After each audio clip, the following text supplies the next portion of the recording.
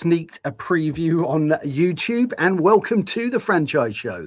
This is, of course, the show where we get under the hat of all things franchising.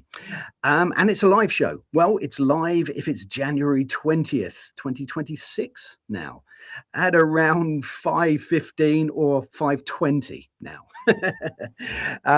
So because it's live, we love you to get involved. We love you to say hello, pop in a comment, get involved in our conversations. So what do we do each week on the Franchise Show? Each week we take a new topic and we have a lovely guest. Today is, of course, no exception to that. We have a fantastic guest. It's the lovely Andrew Markou of businessesforsale.com. Andrew, welcome back for the second time. Yes, thank you again. I guess you're welcome. You're welcome. Yeah. Perhaps you could give us a little bit of an introduction again to yourself. Yeah, no problem. And to Businesses for Sale before we get into this conversation today, which is going to, of course, be about franchise leads, quality versus quantity. Okay, so Andrew Markou, CEO, co-founder of businessesforsale.com, a business that I founded along with my brother now 30 years ago. Funnily enough, I mean, when we started it, it wasn't the dynamic, database-driven website we love and know today in terms of the marketplace. It was very much a static effort, but it's grown since those tiny acorns into the mighty oak that it is today. And we started aggregating businesses for sale content, similar to what Rightmove has done for houses, sales and lettings. We do for businesses for sale. The name is the giveaway, it's the clue in the .com that we are. And we added the franchise opportunities as an adjunct to that marketplace about 25 years ago. So we're still quite an old-timey player in both those markets. Certainly with franchises, and it was a great move for us when we made it, to bring more eyeballs to very tangential, adjunctive content. Yeah, absolutely. It's really interesting. I mean, gosh, 30 years ago as well, and you said you started it there with your brother. Yeah, that's well, we're still a family business like that. That's right. Oh, that's fantastic. That's amazing to hear, actually. Yeah, it's quite rare in tech that you've got brothers doing that. It's not, of course, it's not exclusive, but you know, in an alternate reality, I suspect me and him would be running a Greek taverna. in that alternate reality. Yeah, but the internet came along, and you know, when I graduated, I didn't really have too much of a clue, like a lot of graduates, as what to do. So I got my teeth stuck into businesses for sale because it, you know, like everything back then, there was no representation of anything back in '96. And I thought, well, let's stake a claim in this world and see where it goes. And 30 plus years later, we're still here ticking along.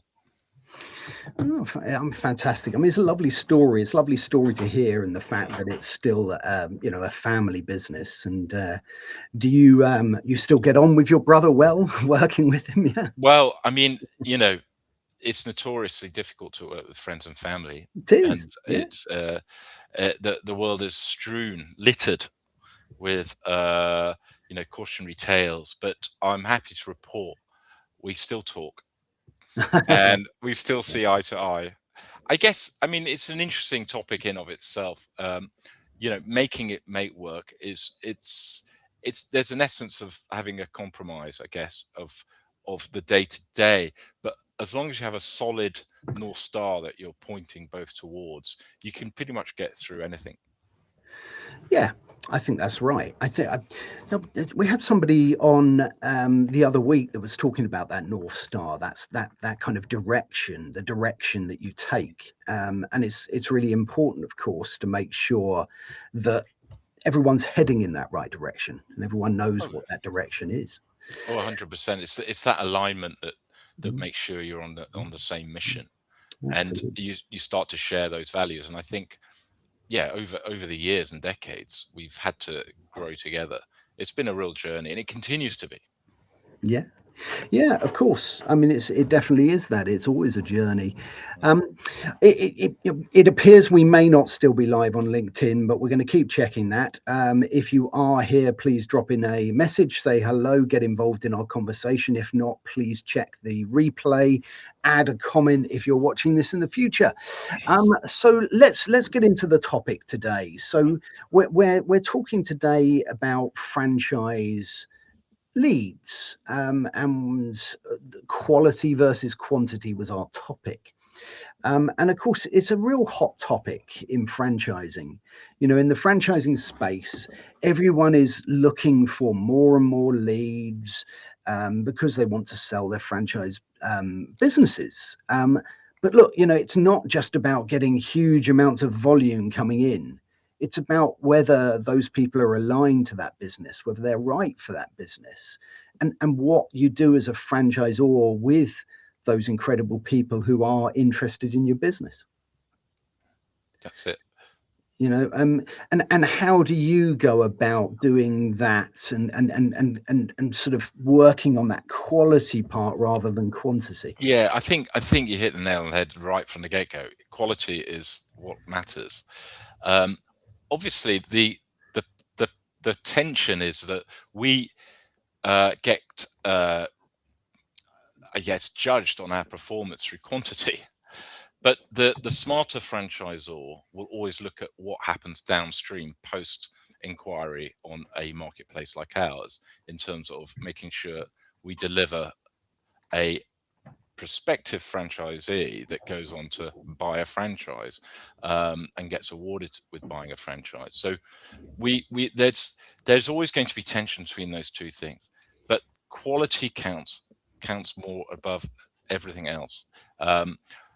We would much rather supply you one buyer in a given month that goes on to buy a franchise, rather than obviously 10 that don't. Why? Because those other 10s that were supplied to you will only eat up your time. They're not suitable, they're not applicable. But there lies in the rub, I guess, for us as a marketplace, is how much of a qualification do we take, and a stake in the qualification of the qualification process with the prospective buyers. We have a lot of experience in that. Obviously, it's a bit of a throttle, really, working out where that bite point is between being too impactful on putting too many filters, too many barriers in place, versus actually being a little open and a little easy. And there's all sorts of issues in that, and that's all down to good UI, UX, and all the things that it takes to make a digital product work. So yeah, interesting challenges that we have got as a business, but we would much rather ultimately supply actual real buyers. We're not here for the short term, as you know. Coming into our fourth decade, Yeah. we want to be around for the duration, and the only way that's going to work is if the quality comes through downstream after the lead has been generated on our site, through our own qualification purposes, to ensure the quality is sufficient and good enough, and then the rest has to happen downstream. It all depends really how much you want to put into ensuring that you get the right fit, and making sure you get the right intent from the right user at the right time. Yeah, absolutely. I think it's really interesting there that you are talking about getting that one buyer that's going to be right and interested in the business, rather than 10, or look, even 100 that aren't right and aren't interested in the business. I think franchisors are perhaps a little guilty of surrounding themselves in lots of leads, whatever those leads are, as a kind of a comfort blanket. You know, Yeah, it's something that sort of makes them feel good because they're having lots of conversations. Do you think there's some truth in that? yeah, I think there probably is. I think bizarrely there's a quality and quantity, i.e., that it's a numbers game, and if you get enough numbers through the door, then you can cream off the best of the crop, as it were, to ensure that you get the buyers through the door. So the theory there is, well, if it's a numbers game and there's going to be a proportion of X, therefore deliver me Y total inquiries that can be filtered off. I think that's a bit of a fallacy, and you're creating more of a rod for your own back, because ultimately you do just want the quality buyer coming through the door. It's the balancing act between ensuring that you have an open enough system where the filtering that we do on our side does take out the wrong type of candidates in the first instance. That's really what our job is to do. Take out the obviously wrong candidates in the first instance. And what's that going to be? Well, typically that's going to be around where the buyer's from and where the buyer wants to buy a franchise. If the territory doesn't suit, then that's an obvious kind of almost binary choice that can be made there. Equally as well, with investment capital available, there can be a pretty obvious benchmark that can be measured against. So, we can do those kind of things, and we've got filtering and pre-qualification tools that you can use when advertising on BFS that actually a lot of franchisors know about, but again, their instincts are to keep the throttle quite open, ensuring they get as many inquiries as possible, because they want the burden on themselves, like you say. And I think maybe there's a psychological comfort bit, saying, well, I've had 10 conversations today. What we're really quite precious about, and maybe that's reflected in our business model too, is that we don't do so much pay-per lead on our site, which obviously would incentivize us to pump the numbers through. We're more about a fixed cost, and I think that reflects our I guess our integrity, if you will, to ensure that, well, we're not just in this for the numbers game, because we're multiplying lead costs by leads delivered. We're actually saying to Mr. Franchisor, we generate that lead. We want to be as close as near damn it to know that the quality is right. But the actual essence of understanding how to recruit the right franchisee is the domain of the franchisor. That is something the franchisor ultimately has to do and get right. So there's only so much we as a lead generating portal can do before the baton is handed on. Yeah, absolutely. I think you're right. I think that the responsibility for sifting and seeing what franchisees are right for which businesses lays also at the door, not just of you in that early stage in terms of filtering some of the obvious things out, but it's also then, the job of the franchisor to see if that person is right. I sort of compare it a little bit when you take a sort of an old-fashioned thing, an exhibition, right? And when you're an exhibitor there, the job of the company bringing that you've got the exhibition company that's bringing the people there, and then you've got the individual exhibitors that are their responsibility is to filter down and talk to, and that yes, it's well, I mean, somewhere in between the two, isn't it? Yeah, I mean, there's the obvious cliche: you can lead a horse to water, you can't necessarily make it drink. I mean, the kind of idea that ultimately, when what we do is that if we're getting people through the door that are, we think, within the boundary of what we believe is going to be a good enough quality, the responsibility and the burden falls in terms of quality control straight onto the franchisor, and rightly so. That's their job. But there are processes and systems that can help ensure that they're getting the right fit of person, the right caliber of person, whether that's through psychometric testing, whether that's through understanding their financeability and their suitability for financeability, which is always a big yardstick, whether that's through experience or aptitude, etc. So you're sort of straying into an area of the psychometric, if you will, which we wouldn't dare to, think about doing necessarily at this generation of technology. What I find really quite interesting is what AI can bring to the table in terms of being able to create scalable, technology-driven services that could actually start offloading some of that into spaces like our good self. Now that is for me really interesting, and you're effectively talking about how online recruitment is going in terms of the AI assisted and agentic AI mechanisms by which a lot of the offloading of what traditionally would have been handled by human can then be put into an AI context. And that is application and that is services. And there's no reason why that really couldn't happen eventually in the user interface of a platform such as ours. Yeah, it's interesting how you bring in something like that new technology. I mean, we're always looking to try and develop technologies to help us, with all different aspects of our business. As long as those technologies are brought in the right way at the right time, then they can be really useful for the process of franchisee recruitment, can't they? Oh, 100%. I mean, that's what technology does. It's all about disrupting the status quo to introduce more efficiencies through the use of technology. And I think the thing about AI and the impact of AI, certainly when it comes to the idea of quality, uh, is it's game-changingly huge. It's game-changingly huge across the board of all aspects of life in terms of work and how we get things done. But I do see a huge jumps to be made in that arena. Mhm. Yeah, I think you're absolutely right. I think it's a very fascinating area, really. We're talking today about quality versus quantity, and where can where can that quality be lifted up by everybody within. You've got franchisors, you've got yourselves, you've got franchisees. Actually, Mm.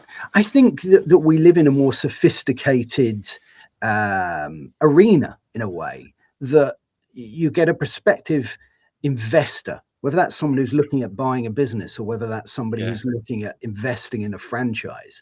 I think they've done quite a lot of that early work Well, I think before they that's get right. to it. I think that's absolutely right. Buying a franchise now is not what it was 10, 15, 20 years ago. No doubt about that. A, the the spectrum of what franchises are available is far broader and far more far reaching than ever Mm, before. But equally, I think people have I feel like matured to the point, maybe that's the franchise systems themselves maturing to a certain point, where they're actually seen, but as you say, by investors that may see buying a franchise as a truly viable entrepreneurial journey to take versus buying an existing business. And I think we've really benefited from that as a site. Maybe with part of that mix. Maybe it was us that, because of sites like us that introduced franchises against the business for sale, opened up the audience to say, look, if you're an entrepreneur looking to buy cash flow, right, because that's effectively what you're doing, and you're buying effectively a financial existence. Now, whether you're doing that as the owner manager of the franchise or an absentee owner or semi-absentee, it doesn't really matter. It's about cash flow and about getting the commensurate kind of return on your investment. Then I think yeah, it has opened the sluice gates. The question then becomes is, right, well, you can rate and you talk broadly about the internet itself. It's opened the gates immensely to all sorts of long tail type opportunities. Then the challenge then has to be about quality and quality control. Um, yeah. I think that's really interesting. I think you're absolutely right as well. I think particularly your portal and your site, right, because of its name. Let's get down to basics here, because it's it's a site that someone's going to go when they want to buy a business or they want to sell a business or they're interested in what a business might be worth, or all of these things. Like you say, over the years, it's evolved to incorporate and embrace franchising, absolutely. But like you say, I think you're a big part of why that's happened. Someone comes on there and thinks, I want to buy a restaurant. And rather than looking at an empty building or a building that, or an ongoing business that's a restaurant, they think, okay, what else can I get that will help me on this journey of entrepreneurship? I hate saying that word. I never get it right, but I think I do. yeah, entrepreneurship. Yeah, and you're absolutely right. I mean that kind of melding of the content and the diversion of eyeballs was obviously something that we did do 20 plus years ago, Mm, and it worked very quickly and very well. I'm happy to report that, we got very happy advertisers getting good quality leads coming through the door when we augmented our site to blend the different marketplaces, because the franchising is a viable and serious business opportunity in terms of the entrepreneurial journey that a Yeah. buyer of an investment can take. What was the point? Was there a single point, or was it really an evolution at that point that you went from buying and sell, or helping people buy and sell businesses, to franchising being involved? Was it happened to be one of those businesses contacted you and they were a franchise business? Was that Yeah, there was that, if memory serves me right, there was a recurring theme of franchise resales using businessesforsale.com to reach buyers, and offloading their business. At that point, we realized, well, our franchise is a type of business for sale. And I think it was always part of the roadmap for us to get franchise content on there. For a while, you may remember, we used to have a dedicated portal called franchisesales.com.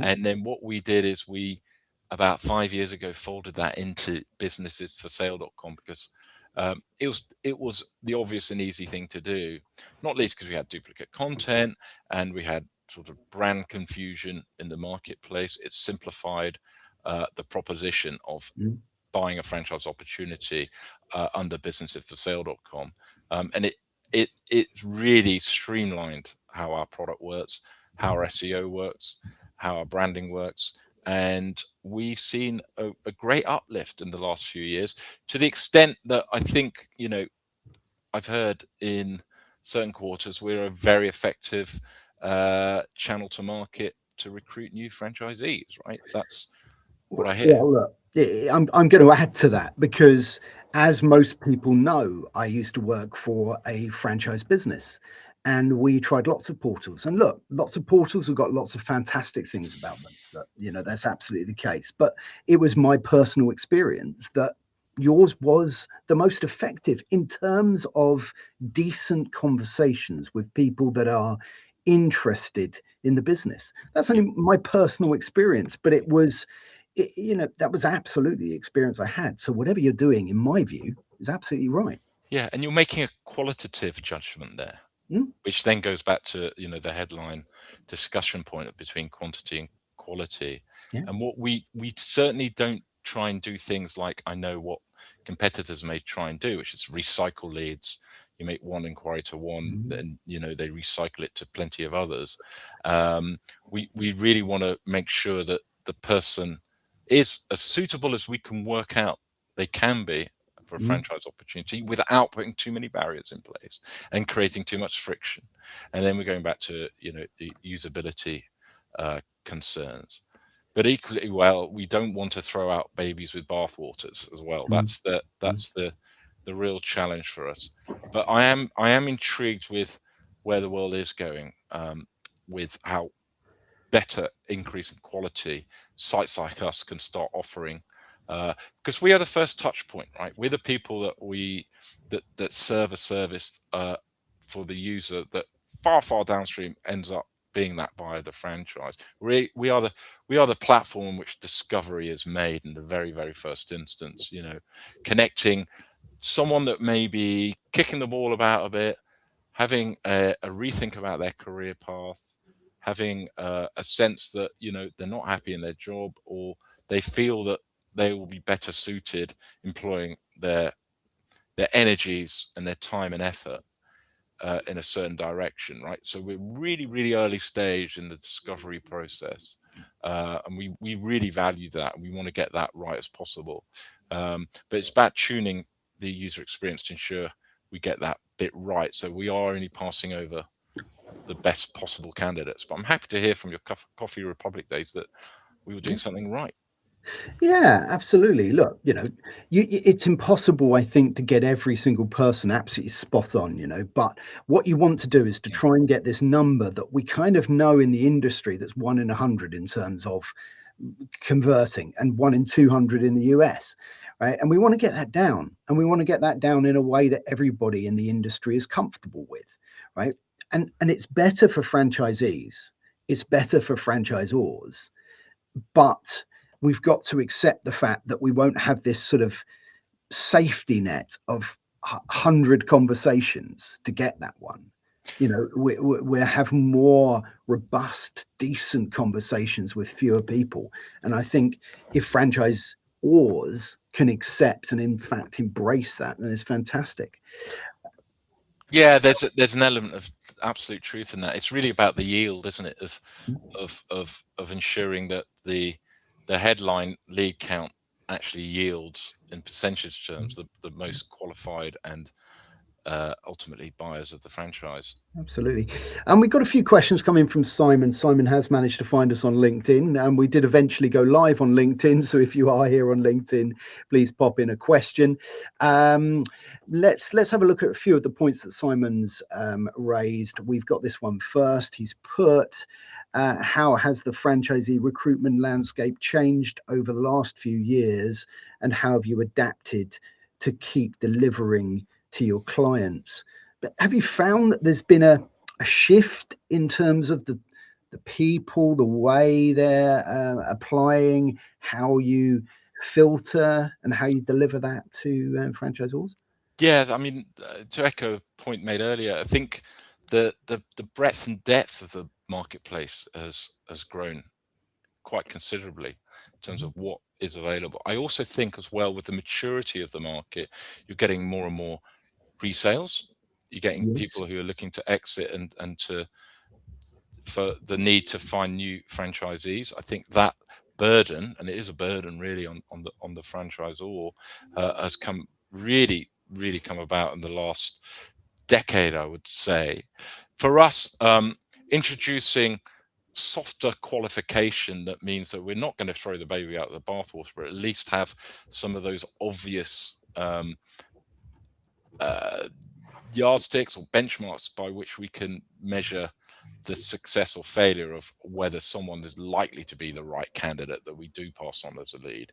So the filtering has got a lot more sophisticated because the web itself has got a lot more sophisticated, the technologies around it. And I think with the technology going in the direction of AI, it's then going to take another step change, which I think is the evolution of that technology point. So we are constantly trying to keep our foot on the gas of product development because the landscape is shifting all the time. There will always be people trying to make it better. That we, sources of that original lead, the lead generation, are coming from places where the quality, as near as damn it, the better quality is always being passed over in the first instance, because that saves the franchisor time, saves them money. It means that there's the administration or monster is being tamed, which is in danger of always getting out of control when you're running through the recruitment process and the qualification process. Absolutely. We've also got Tim Morris, who's managed to join us. Tim, welcome to the Franchise Show. Good to have you here. He's put, I'm here finally. Good to be here. Well, great to have you with us. Let us know your thoughts. I know Tim spends a lot of time with the Bridge, helping franchisors support their franchisees. And it would be interesting to hear your thoughts on those sort of early days and that recruitment and how franchisors are looking at this, and what are their thoughts? What is the future of this? What looks good for franchisors? But great to have you with us. Let's have a look at another one here from Simon. Simon's put, yes, define the avatar and then let Andrew and his team do their magic. This is a really good point, actually, because in terms of you guys trying to get the right people for a franchisor, to get the right people, you really need to know a lot about the franchise opportunity in Yes. order to be able to get the right people for that. So there's a definite burden of responsibility for a franchisor to get that information to you and to get it right, isn't it? Yeah, I think that's a very very fair point. I mean, we are a mirror of that information. Ultimately, we reflect that information back out into the world. We emit it from our platform to ensure that the signals are perceived right and read right. Yeah, we're still firmly in the advertisement camp. you know, we have the brochureware, the marketing material and the marketing assets that we have on our platform. What you're then really talking about is actually getting into the space of the psychometric and the person fit, if you will, against the opportunity itself, and that's tricky to do at scale, you know, Mm, at the mm, moment, which is mm. where I think you know, the magic of AI can potentially be brought to bear to actually bridge that gap. But Yeah. right now, as things stand, we are firmly in the advertising space, i.e., the marketing material, the responsibility of that marketing material firmly lies, obviously, with the Yeah. franchisor. Yeah. Um, Yeah. and you know, the information that is seen and experienced, if you will, through the offsetting of the intent of the prospective buyer is purely on what's shown on that brochureware. But it does raise some really interesting opportunities, I think, where more of the nuanced and more of the, I guess, the detail in and around what a franchise is and the experience of that franchise is, how that can be brought into a marketplace like ours. And there's been some interesting conversations around how that might manifest. Mm. But you know, talk is cheap. It's about doing it, and it's about proposing it and building it. So Yeah. yeah. Yeah.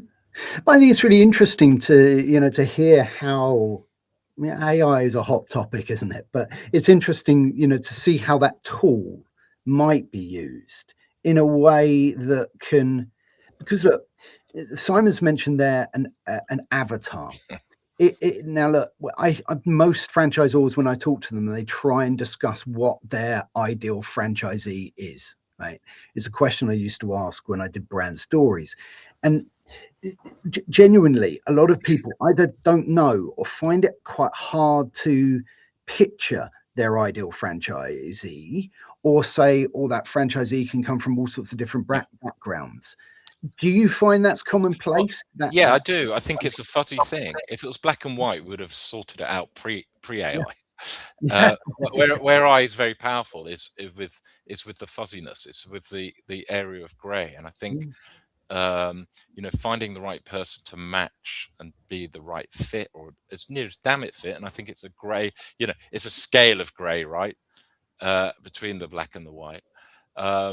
Is presumably a very fine art in terms of ensuring you get that right. But would I bet against AI um, uh, achieving or not achieving that? I probably wouldn't, actually, mm, given what we're seeing in our business and where we're using it in other processes and other systems.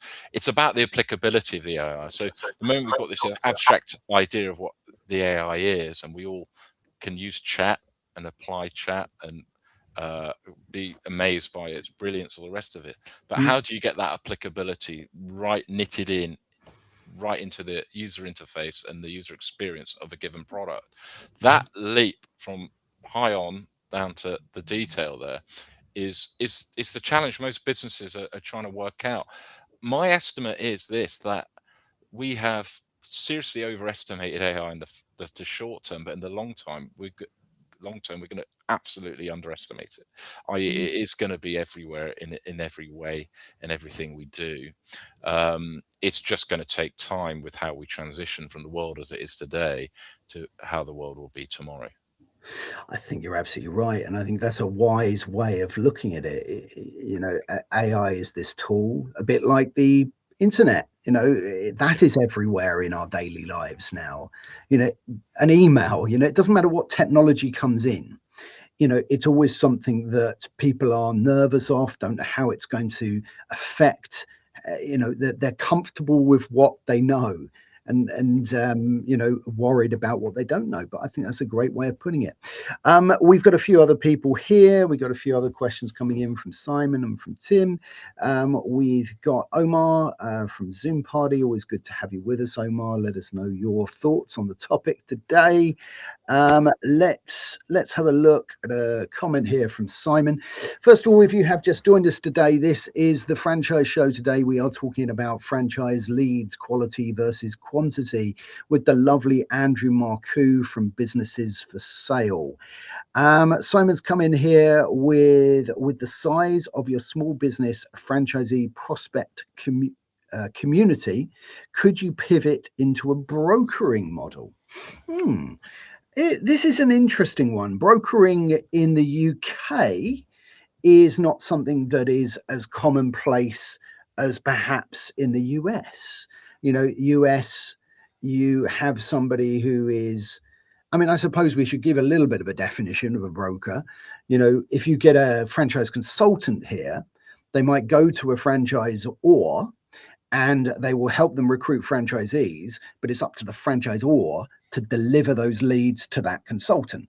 If you take a broker in the US, they are delivering those leads, recruiting those franchisees, and handing them a franchisee that technically should be right for the business and is ready to sign.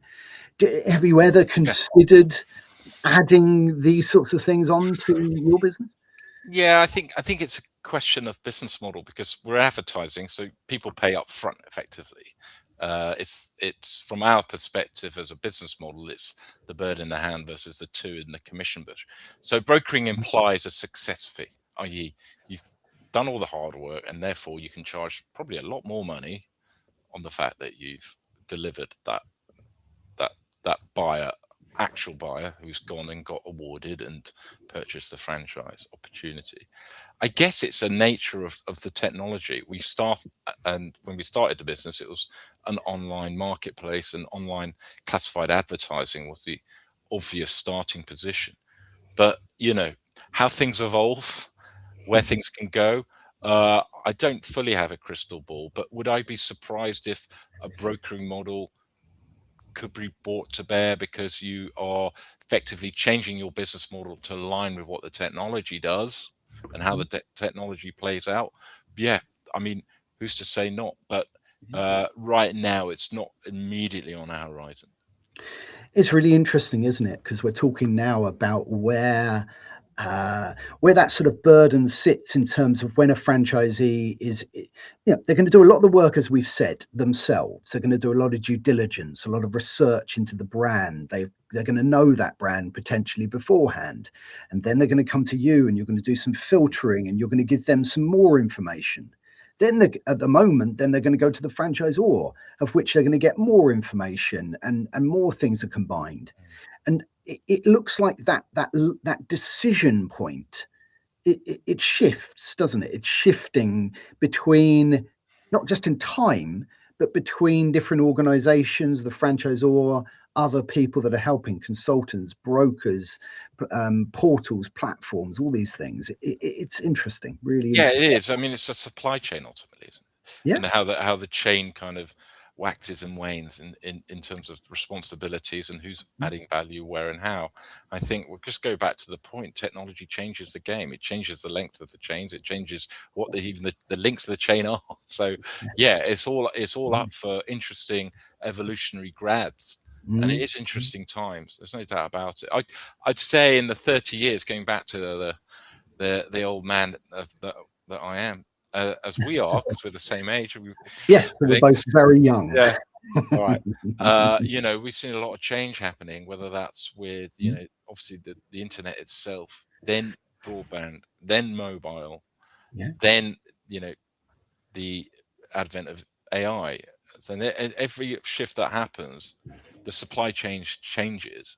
It does. And I think it's been relatively subtle to date, but all the bets are off when it comes to what AI is going to be doing. That's my expectation. Absolutely.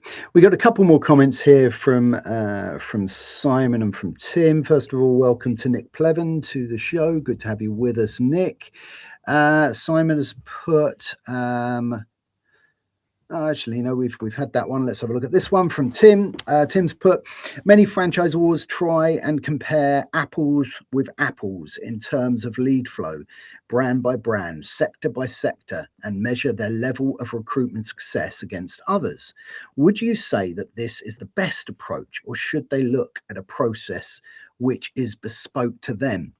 This is really interesting, this one, actually, Tim, and thanks for your question here, because I think you're right. I think when I was working for a franchisor, I think I was comparing any conversion rate that I would have with another similar business or the industry as a whole or the US as a comparable industry.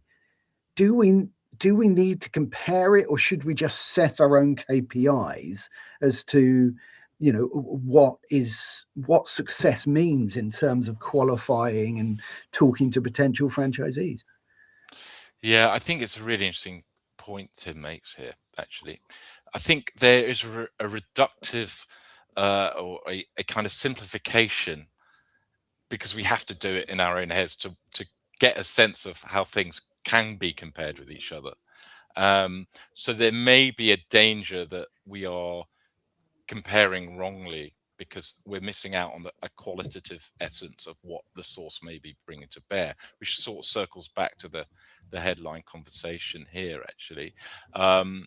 Yeah, I think you can probably say, in terms of comparing apples and apples in terms of lead flow, it's pretty comparable thing you can do with, say, marketplaces like ourselves, and comparing us to who are our competitors, of course, in terms of being able to work out conversion ratios in terms of leads delivered or cost per lead, and cost per for the yield.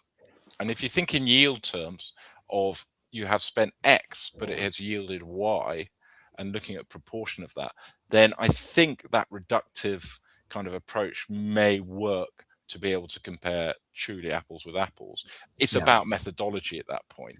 And, I'm not a franchisor. I'm never purport to be, but as you said, yeah, Harvey, that we as a business need to get under the skin a bit of Mm. understanding what the franchise is. Why? Because of that suitability, matchability, and ensuring that we do a little more and go above and beyond things like contactability, making sure the email's correct, and making sure the phone number they've entered is the right syntax, etc. Yeah, Although you make that point, but those very basic things are pretty important. I mean, in my experience, there was quite a large number of potential franchisees that you couldn't get hold of in the yeah, end, actually. Now, I'm not saying that's because the incorrect information was there. There's plenty of reasons why you couldn't get hold of someone. They've changed their mind, changed their circumstances, all of these sorts of things. But what I think you've said there that really nails it and is really interesting is that yield. Now, I always thought it's not signed franchisees. It's more good conversations was the KPI I was interested in. Is someone, you're contacting them, they're definitely interested in that type of business, they're enthused, they're interested, they want to find out more, even if it's not right for them. Doesn't matter. And I think that's an interesting KPI that franchisors can use to judge the success of these types of campaigns. But great point there, Tim. Let's have a little look. We are drawing towards the end of the first section of today's show. Let's welcome the fantastic Joe Caruso. Joe is a regular to the show. He lives in America, and he always likes me to try and pronounce the names of where he lives. So here we go. Hey, Andrew, Markou, and Harvey Tuck, from high above the frigid waters of the Chesapeake Bay at the Susquehanna River in Havre de Grace, Maryland, situated south of Philadelphia and north of DC, the HQ for Franchise Info, where the best franchisor advisory and LinkedIn solutions reside. Well, it's fantastic always to have you with us, Joe. You're a great resource for anybody who's looking to franchise in the US. So I'd absolutely recommend you speaking to the lovely Joe. Now, Simon's come back and try plugging in your CV into ChatGPT and ask for the top 5 franchises you should invest in. Yeah, it's an interesting one. It's an interesting one because when I've interviewed franchisors in the past, and I'll ask them why did your franchisee choose your franchise? What was it? What was it that got them? And that answer was always very varied. Sometimes it was a real passion for the sector. And I'm going to name a few: the care industry, that health sector. Often that comes from something that's happened or a real passion to make a difference. Education, same sort of thing. Even pet care. These come from these real sort of burning passions. But sometimes you get a franchisee and they say, I don't know which. I just fancy investing in a franchise, Yeah. and they don't know which ones. So maybe sometimes they need a bit of help directing them towards the right type of business. Yeah, and I mean, this needs to almost be induced rather than deduced, I think, in terms of Yeah, someone knowing what's right for them. And I think therein lies the kind of the fuzziness. And it's interesting what Simon says there about dumping your CV and seeing what GPT recommends as the top 5. I mean, it will look at more qualitative aspects about who you are and what a franchise might be doing that may match against that. And I think maybe that's part of the conversations, isn't it? And maybe there is comfort in knowing that you can't make any presumptions or any assumptions based on kind of rule-based black and white facts up front. Then there needs to be that sense of an inducement of a coming together, as it were, to make sure that the match and suitability and fit are right. That I get again right now is squarely on the franchisor's shoulders. And marketplaces like us can only go so far in delivering an amount of volume that you can then hopefully pick the right candidates. Yeah, absolutely. No, fantastic. Well, look, we have come to the end of the first part of today's show. Thanks for bearing with us. Great that it's now on LinkedIn. And this is the part of the show where the screen will go blank for just a tiny little bit because you can't see me without wearing some sort of hat. It's now, I think, technically illegal to not see me wearing a hat. So I've now got this beauty on. And this is, of course, brought to you by PJ Murphy and Sons, Bespoke British Hatters. My lovely friend Paul Murphy made me this beautiful hat. So thank you to Paul, and please reach out if you would like a lovely hat like this one. Now, this is part of the show where we stop talking about franchise leads for a little bit and we find out a little bit more about Andrew. He's also going to get the opportunity to ask me a question, any question he likes. I don't know what it's going to be. And Andrew has, of course, been on before, so we have asked him a question. So we're going to ask him something different today. And I think you can choose between one of these. You can choose either what is exciting you most about the future, or what have you regretted most about the past? How about that one? I've just thought of that there. I don't know if it's a good one or not. Well, that's a big question. I mean, it is, isn't it? Deep. It could end up being a therapy session and all sorts of things. Positive one. Yeah. What's going on in the future for you? I think for us is, I mean, we've been on a multi-decade journey as a business, and I'm still relatively young or young enough to feel like I'm still relevant and in the game, as it were. Yeah. So I think it's just going to be an echo of what I've already said. I think the transformational abilities of new technologies that are coming down the track in the nearest future, and I say, between 5 and 10 years, which ultimately is not really that long. If you think, it was blink an eye ago that, Brexit happened in 2016 and here we are in 2026, or, something that happened a decade ago. So I think that is what I am excited by, and whether we as a enterprise can seize the opportunities before us and, Yeah. and play our part in that transformation. That's going to be the opportunity and the challenge. In terms of regret, I'm kind of regretting wearing this jumper. It's quite heavy, and the heating is right over there, and I can't actually get to it to now. And I don't think I'm wearing much underneath, so I'm pretty much stuck. Just topless there at the Yeah, end. that's a I mean, pretty look, short-term issue. it is, but it'll do the job. We Yeah. don't get too deep here. Well, look, I promise you could ask me anything you like. You Yeah. can let me get away with it. That would be unique if you want to. I know it's a bit of a cheap shot, but the Go on. reality is that's a pretty cool question you asked me, and I'm just going to shout Right, it back right at back you. at me. Sorry to say. Clever, like what you've done there. Well, look, I think in terms of what I'm excited about the future, I've launched a new show, the QSR show, which is going to be exciting. It's going to come live from QSR locations. We've got some amazing things coming up with the franchise show. I love doing this. You know, I really love doing this. It's a fantastic community. Even when it goes wrong, I still love doing this. It's fantastic conversations, and I love it. I think people might have heard this before, but I'm going to say one of my regrets is not getting a degree. Now, I'm going to tell you why. And it's because probably about, I don't know, 8 years ago, I'm a big James Bond fan. You may even see behind me, that way maybe you can see, but behind me is lots of James Bond stuff. And I actually applied to be a spy.